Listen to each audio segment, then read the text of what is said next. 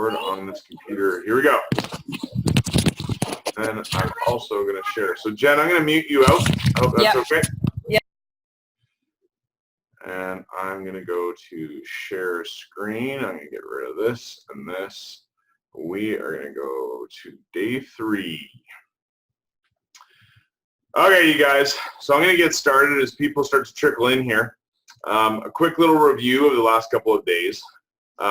Day 1, the code, really is about telling the truth about the facts in your body, your being, your balance, and your business. So your body, fulfillment, spirituality, connection to self, relationships to self, kids, partners, relationships, and your facts about your business and financial situation. Yesterday we talked about the engine. The engine is the series of daily morning habits. I say morning because ideally you get these things done in the morning. So it sets your day up for power, and you're not having to chase and add more to your day. The daily habits create traction in your life. So if you're trying to grow in business, you want daily habits because you start to get traction. The simpler they are and the more consistent you are, I want you to consider that you're going to move forwards at a quicker rate. Every day that you say, I'm going to skip that, is a day that we go backwards. And I want you to consider the reason why we do it in all 4 areas is that when one starts to get weak, it will pull the others down. So the engine is daily habits, and I want you to really work on, or I want you to consider working on simplifying those so that those daily habits become automated. Today, big day, we are going to talk about what I call the king or the queen's fuel. These are essentially your values and your mission statement. For years and years and years, I have struggled with the concept of purpose. What is my purpose? It's the ultimate enlightenment question. What is one's purpose?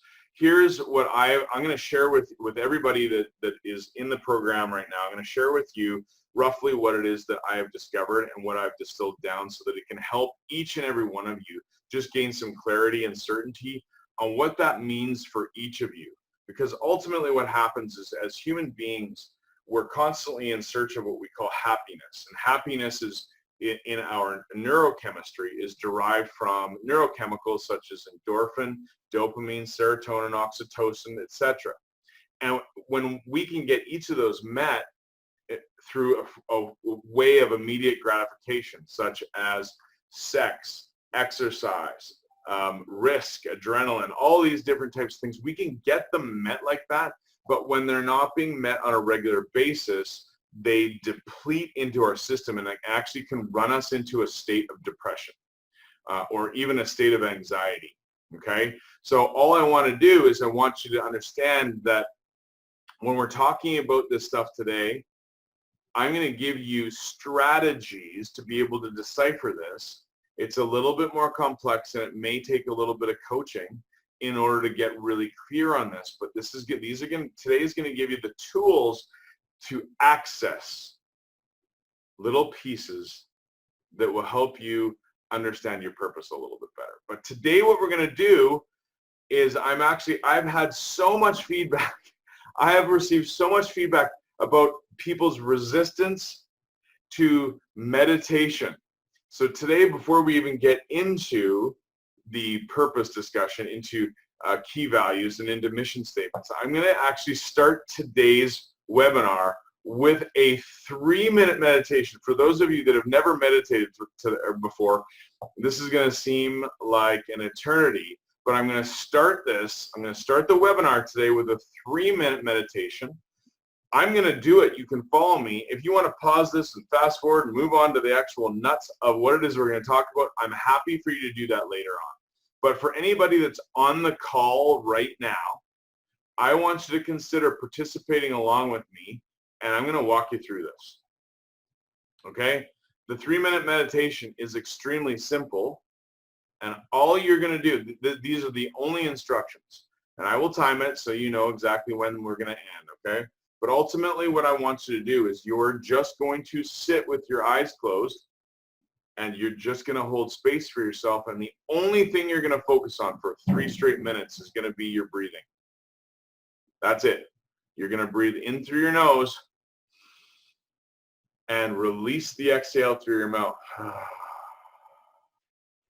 You can make it audible. You can make it silent.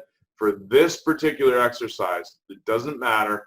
Every time you slip into a thought or something starts to come in, I want you to slip out of that and focus back on your breathing. That's it. That's what we're going to do to begin started here. Just give me a second here. And here we go. I want everyone that's on the call currently, or if you're watching this later, I want you right now to close your eyes. In through the nose. Release through your mouth. In through your nose.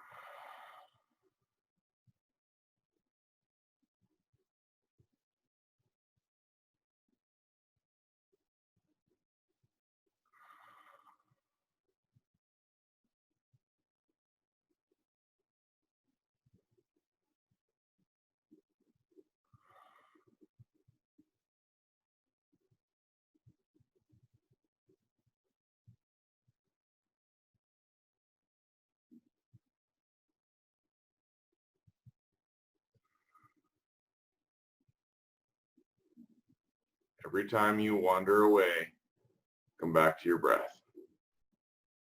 In through your nose.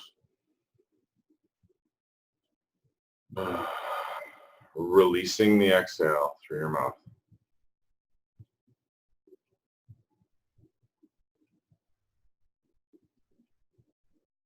Begin your breath in through your belly. Bring it up through your chest. And release in the opposite direction.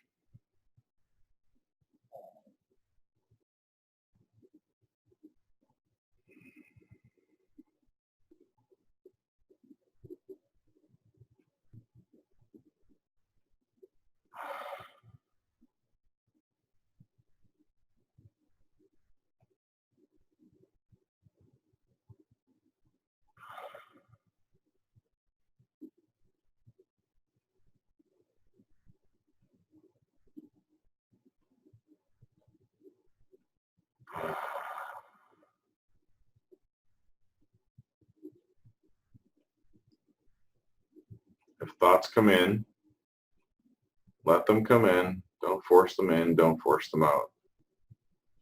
But for the purpose of this meditation, center yourself back to your breath and focus on the inhale and exhale.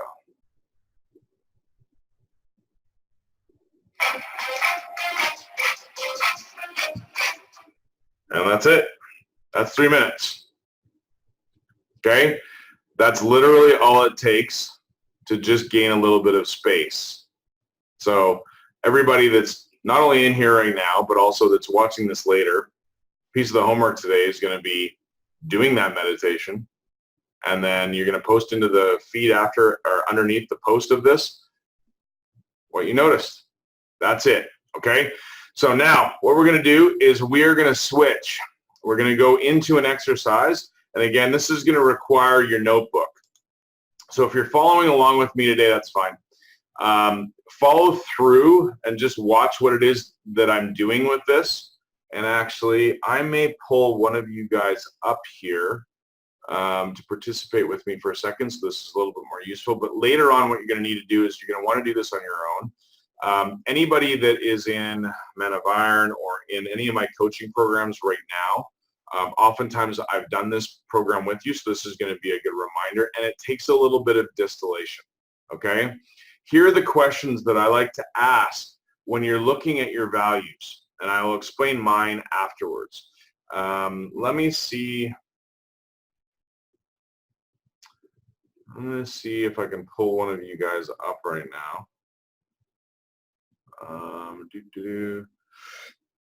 Caroline, are you there?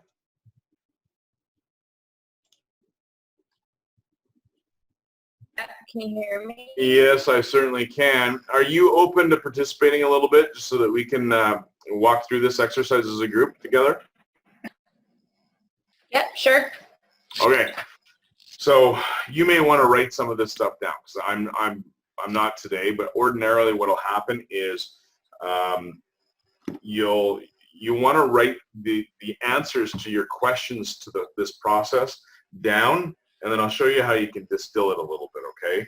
So I'm going to walk you through each of these questions, and I want you to share with the group kind of what comes up with you. If you can be a little bit vulnerable about these things, please do so, because the more truthful and the more vulnerable you are, if you're finding some resistance to it, obviously, that's fine, okay?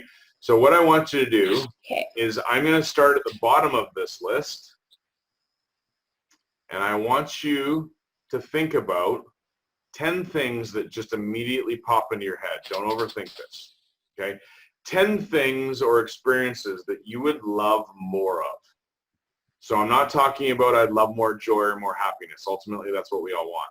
What I want you to think about is, like for me, it's, you know, I want to be in an airplane more.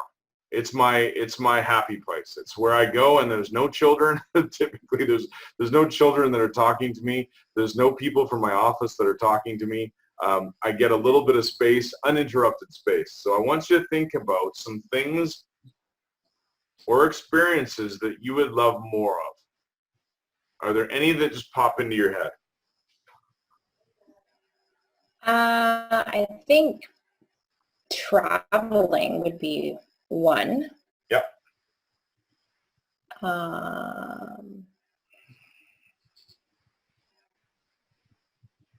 Being able to go to work, close my office door, and actually get something accomplished. Being productive. Yeah, being productive, and I think just also finding that balance between home life, business, and my full-time job. It's funny that, isn't it? We call that the midlife triangle of chaos.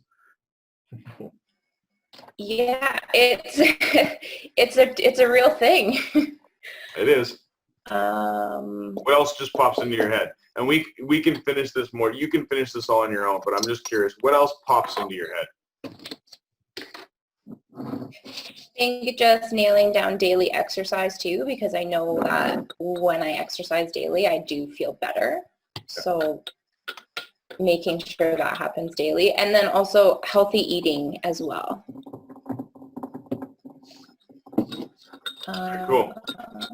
So what I want you to consider when you're doing this later, Caroline, is you want to write out a minimum of 10 things.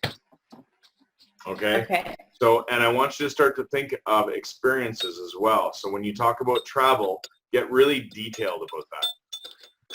Okay? Okay. All right. Now, I'm going to get you to do this pretty rapid fire. So I'm going to intentionally force you to do this in a way that it just comes from your heart. Okay?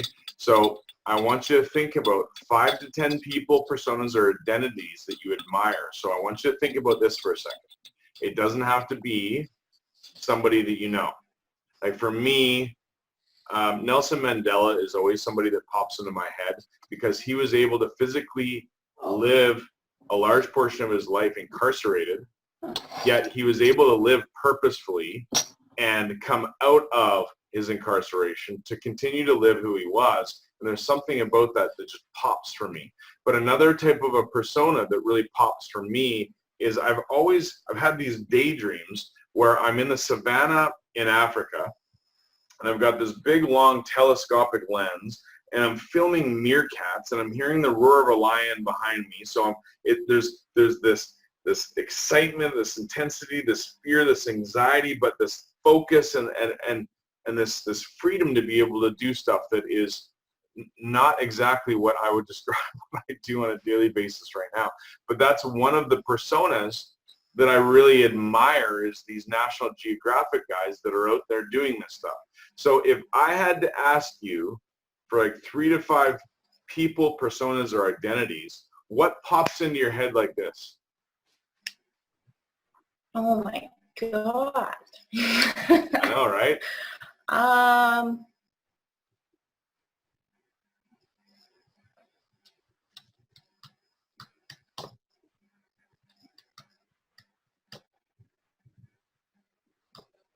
This one's tricky. I don't even have anything that comes straight to mind.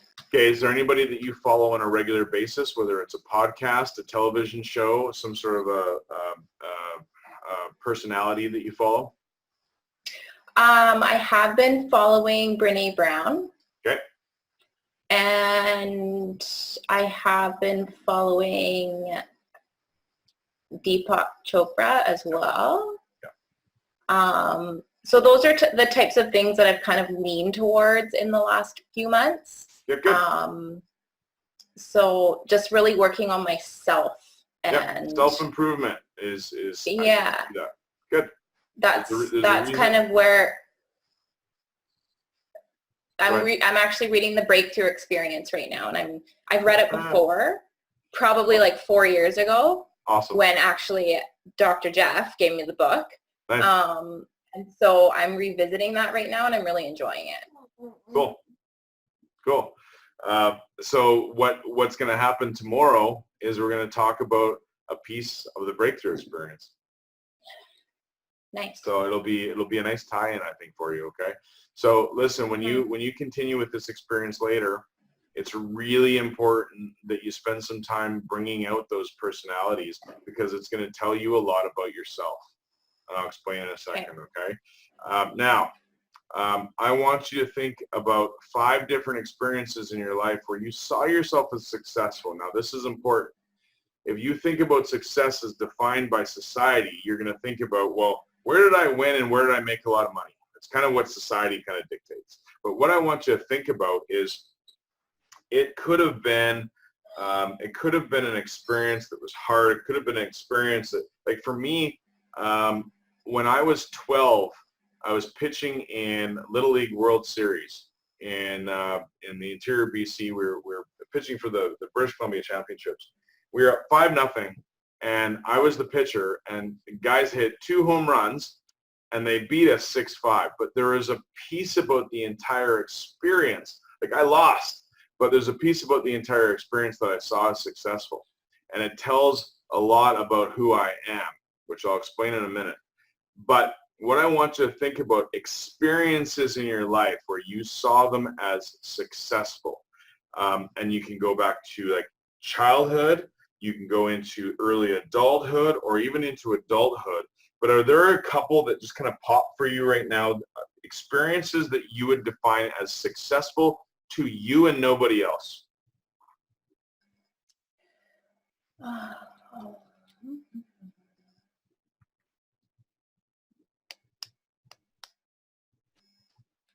Automatically, my brain goes to, like you said, money, work.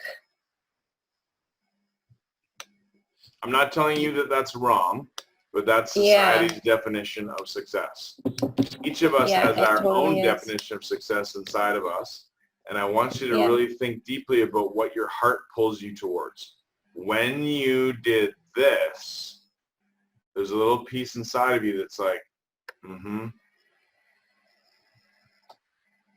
I think for me, for success, I mean, it's every job that I've applied for, going back to obviously work, I wasn't qualified for.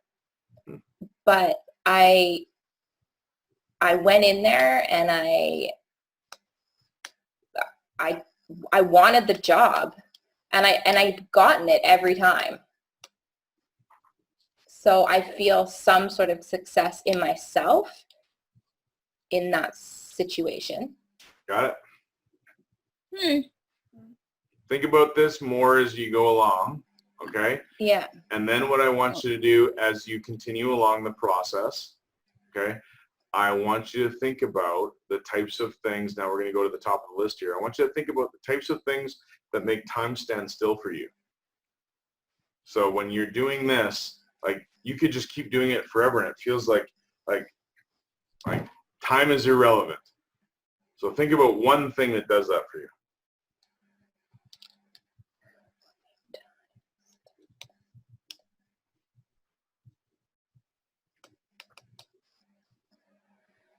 So for me, it's teaching. I can do this forever. I can also ski forever. I can also travel and explore forever. I can also race and compete forever. You could think of things like sometimes when you're out, you know, whether it's four-wheeling or you're out exercising, or there's things that we do where it's like we could just do this forever. What's one thing that pops for you? For me right now, it's reading. Yeah, good.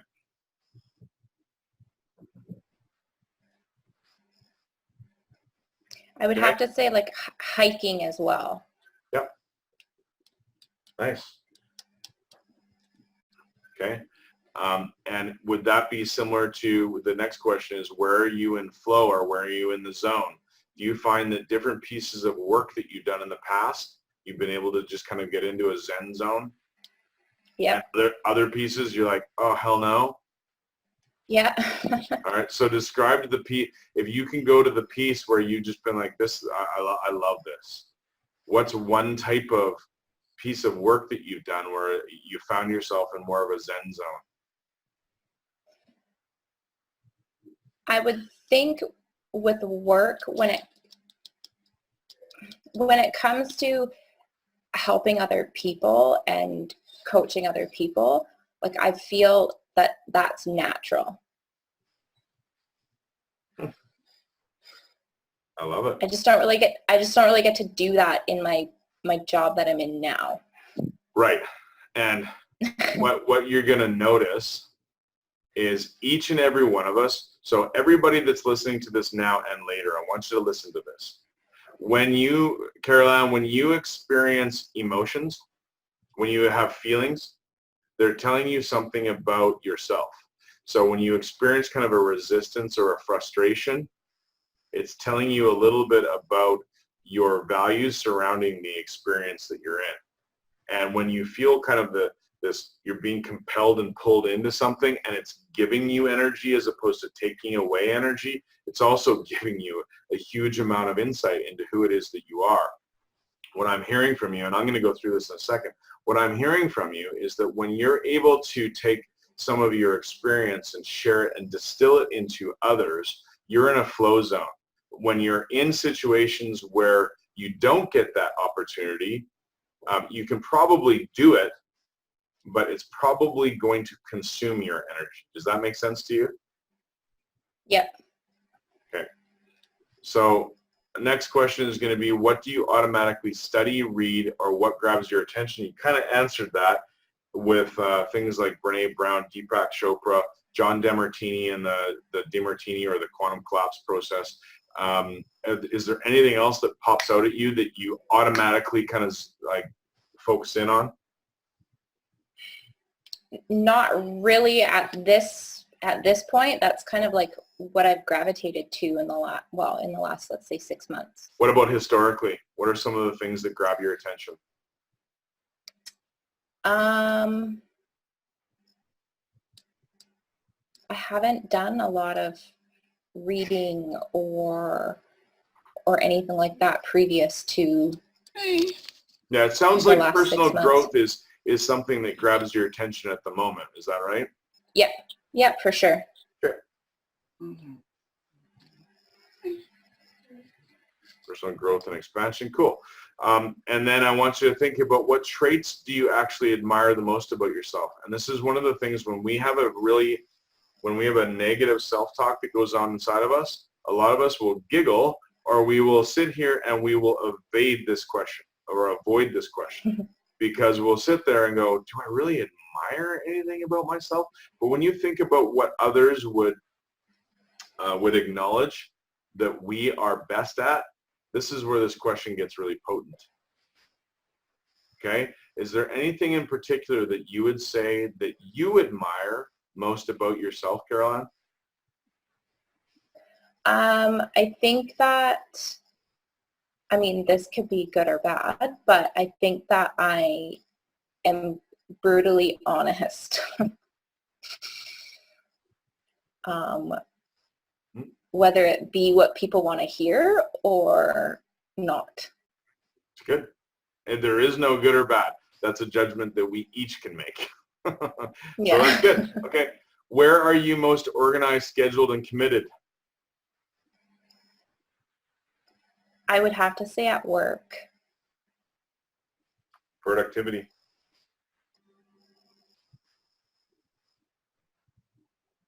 Okay. And so if you looked at the 4 areas that we talk about in this process, your body, your relationships, fulfillment, and work, business, money, what I'm hearing you say is the area you're most organized in is this one, right? Work. Yeah. The others are kind of hazy. Falling off the wayside. Yep. And that's the whole point of this process, is to bring a little bit of balance, focus back into each of those areas, because when one of them falls off the fence, it's pretty hard to make the other ones go.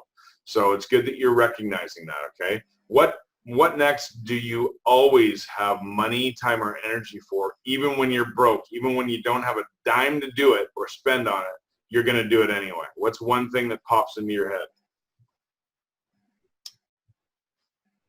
Ooh. I'd have to say stuff for myself. Like?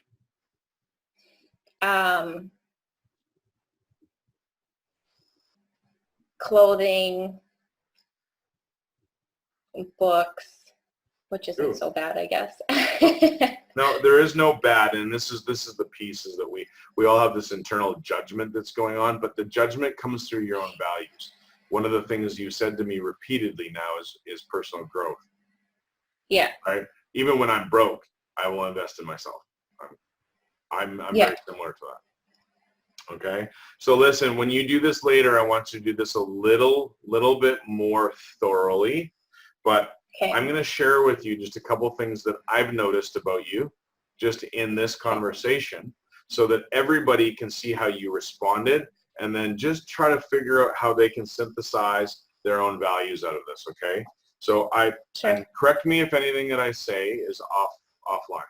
I've heard you say travel is important, productivity is important, balance is important, exercise, eating, reading, learning, hiking, coaching and influencing others, personal growth, productivity. People like Brene Brown and Deepak Chopra that have a personal growth touch, as well as an ability to influence others. Are you seeing how that's pretty aligned with who you are? Yeah. You have a desire to be perceived, whether it's for yourself or for others, as valuable and to persevere. You have an innate desire to be honest and to continue to grow and expand. Am I off base on anything that I just said? No, not at all. Okay. So if I had to take all of that information down and synthesize it into about maybe 3 main values or traits that are coming out of that, I see adventure, I see personal growth, and I see connection.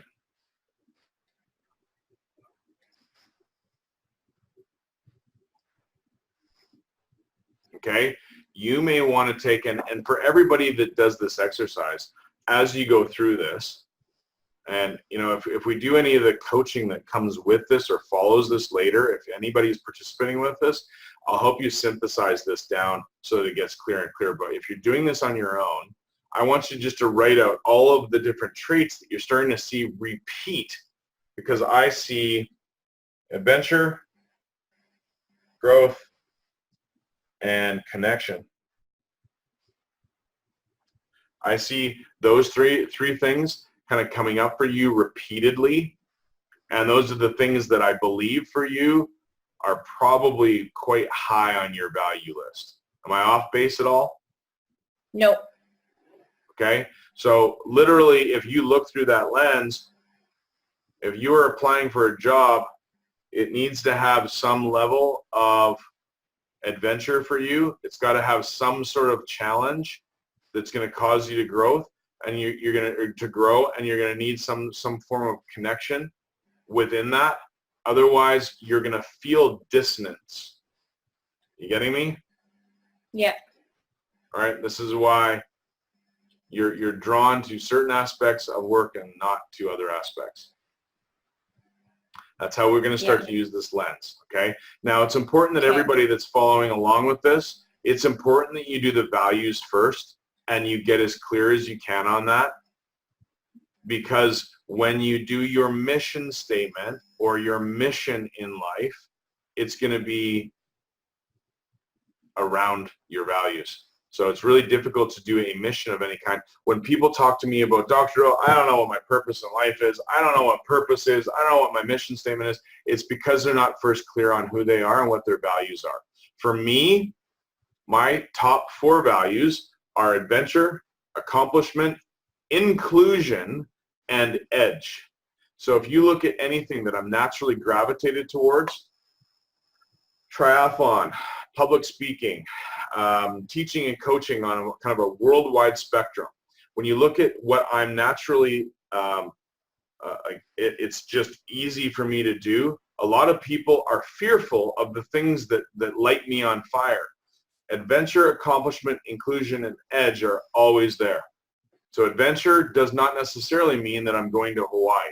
Adventure can just mean that I'm being innovative. And sometimes people around me get a little bit frustrated because I'm constantly innovating and I can't just stick to the line.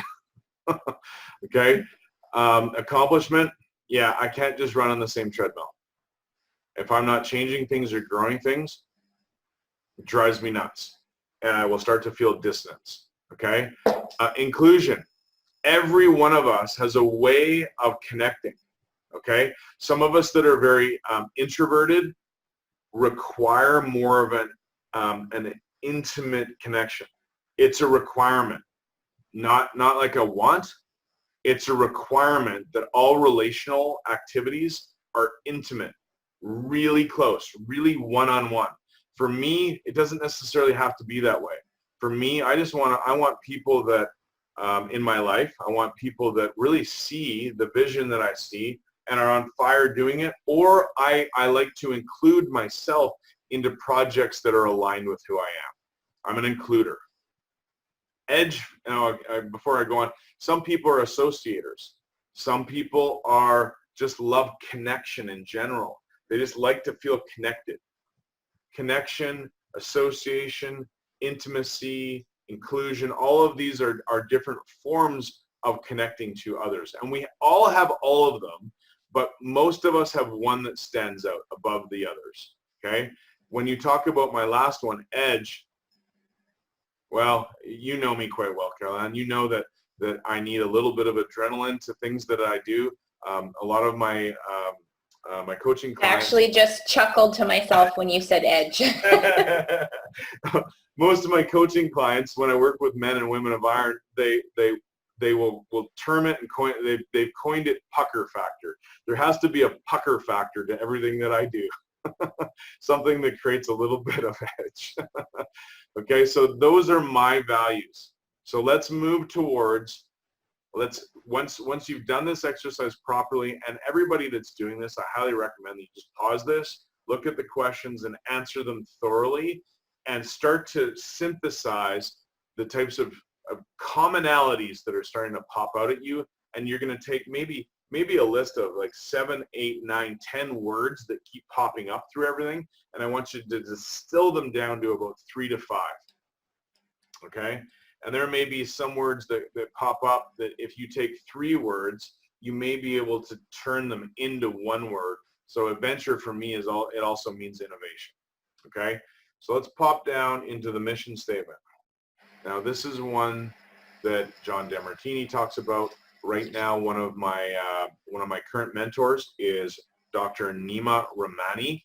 and he is a DeMartini facilitator. So it's funny how everybody kind of migrates back to similar commonalities. But I have studied this stuff for years, and everywhere I go, every mentor, guru, or facilitator that I have ever talked to has always talked about be, do, have. In fact, John DeMartini talks about this a lot.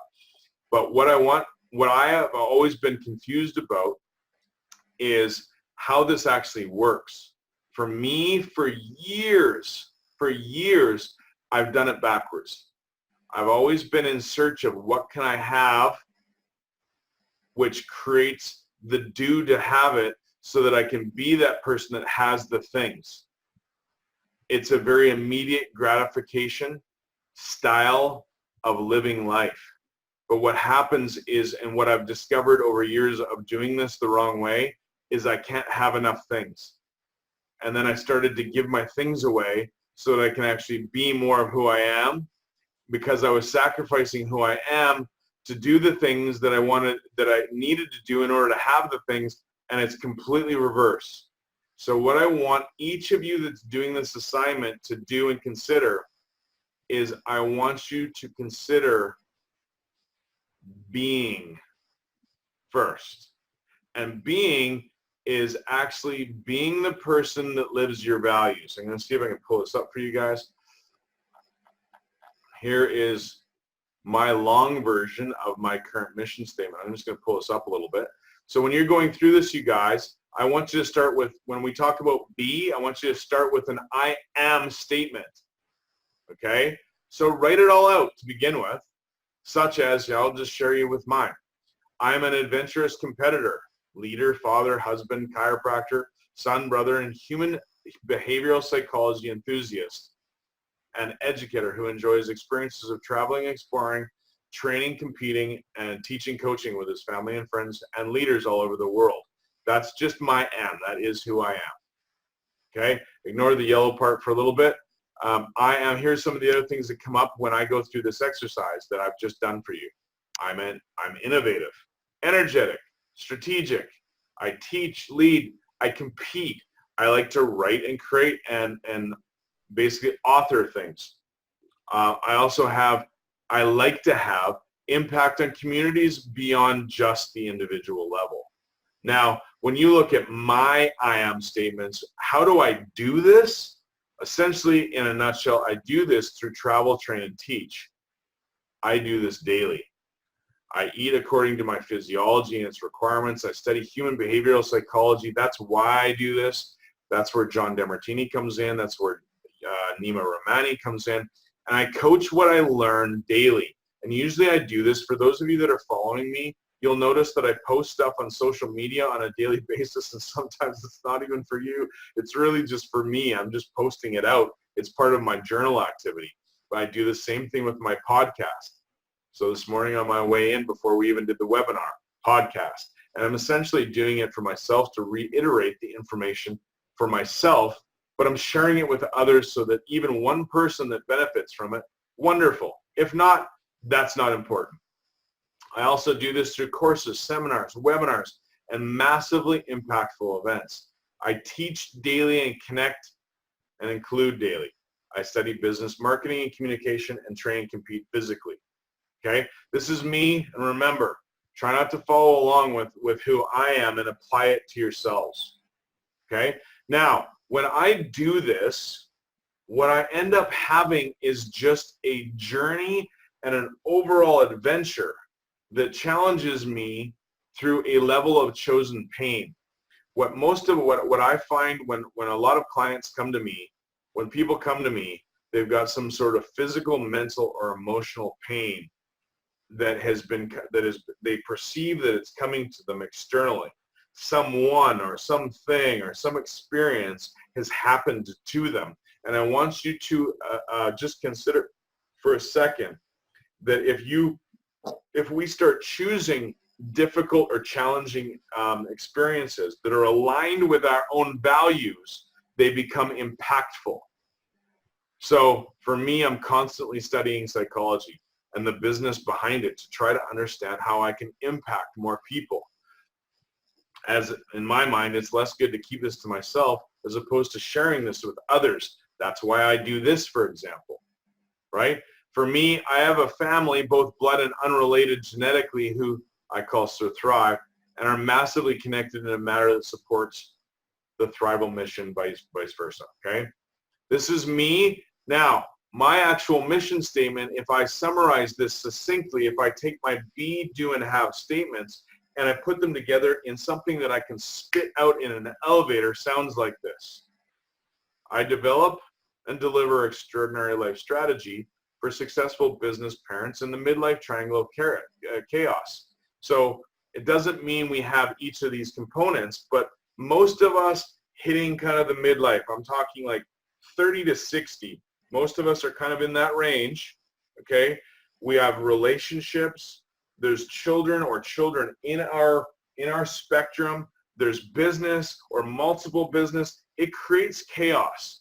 And oftentimes what happens is most of us will hit a point of burnout, overwhelm, experience some form of anxiety, just a sense sometimes of feeling lost in it all, frustration. But what happens is I find all of us inside of us want to be able to thrive again.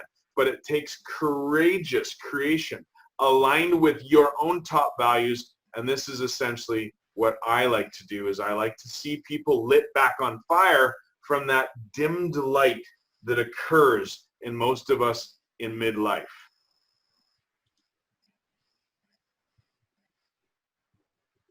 We following? We good so far? I'll pull this back up. Okay, so I'm going to open this up a little bit. I'm going to stop the share just for a second. Actually, we'll go back to this page. And I'm going to... He's on the phone. Jen, I think I still see you on the call. You Yeah, good there? I'm still here. All right. So for anybody that's on the call right now, any questions? Other than, holy crap, I got to dig into myself. Jen, are you good with the information? Oh yeah, good. This is great stuff. Cool. Yeah. Awesome. Looking forward to continuing my homework. Caroline, how are you doing with it? Good. Good, I you think got I it? have a really, I have a good, I know we're, yeah. Yeah. A lot to take in. But yeah, once you narrow it down and go through everything like we did, it definitely is going to be clear. The more narrow it is, the easier it becomes. Okay? Yeah. And like I said, there is a ton of work. This is why I call it the freedom formula. There's a ton of work to get to this place that creates a sense of control and freedom in one's life. But when you do it in order, it's unbelievable what it can and potentially do for your life. Okay? Anybody have any questions? Caroline, are you good? Yep. Okay, Jen, you're good? I'm good. Yeah, I just noticing that resistance piece again, right? Which I think exists for everybody. Right? Everyone. Yeah, everyone's right? gonna Like have it. the piece of like, if I really discover all of this stuff, am I, going to follow through? Am I good enough? Is, those pieces, right? Do I deserve this? Am I worthy of obtaining my dreams, of doing my goals, of, really embodying who I am? That's it. Right? Yeah, that's, I think this is the written work, but the real work comes with constantly challenging the resistance piece that's going to come up. That already 100%. does, right? Even talking about it, I'm like, oh, you see the grand dream, and then it's like the process of shutting it down begins, Yep. right? And you have no idea how many of us that are in this midlife triangle of chaos that will sit here and go, all right, well, listen, this freedom formula thing is nice, but Yeah. I have to provide for my family. That's right. It's the biggest one that comes up, and for me too. Yeah. So the I reality of it can't is there is a balance to this in life, and this is going to come. And tomorrow we're going to talk about the Sherpa, which is a series of questions and a tool that I'm hoping to have available via an app If the app isn't running by tomorrow, that's okay. I'll send you guys all the questions. And there's a series of questions that we will run through. I did this, I think, with you, Jen, already once. Yeah. And it helps to take all of these dissonant thoughts that we're having and the stories that come in to take us off of line, and it just, boom, back online again. Right. So again, when we're trying to climb up this proverbial mountain in life, what happens is the drift hits. We're climbing up this mountain. We're going up. Oh my God, I can almost see the summit. It's this amazing experience. And then boom, something's going to whack us offline. We whack ourselves offline. Well, we'll whack ourselves offline. Somebody, something, some experience is going to take us off of line. And so the Sherpa is just a daily tool that will enable us to go, oh, okay, that's what that meant, and that's where it comes from. Okay? So tomorrow's going to be huge, but without doing today's work, it's really tough to actually use the Sherpa tool, what I call the Patriot Missile game, appropriately. Okay? You guys good today? We're good. Okay. Yeah. So I'm going to close down for today. I hope this has been beneficial. So the Awesome. homework becomes, number 1, do the meditation. Number 2, do your values work. Number 3 is write out your mission statement. And I recognize for everybody that's participating in this is going to feel like drinking through a fire hose.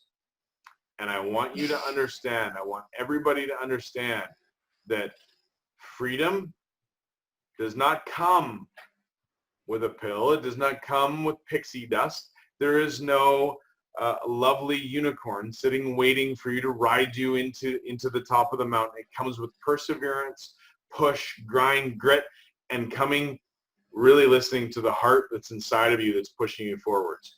I want you all to consider that if you do this work, there is a gift at the end. There truly is a gift. However, if you let into the resistance, if you stop doing the work, we will all drift backwards into the treadmill, and that's not wrong, but we'll drift back into the treadmill that seems to be running our lives. The freedom formula pushes us forwards. It is constant expansion, and this won't stop after 7 days. However, doing the work now is going to give you the opportunity to be able to push through it. Guys, I hope this has been beneficial. I want you guys to do the work. That's all I got for you today. Have a wonderful day. Bye for now.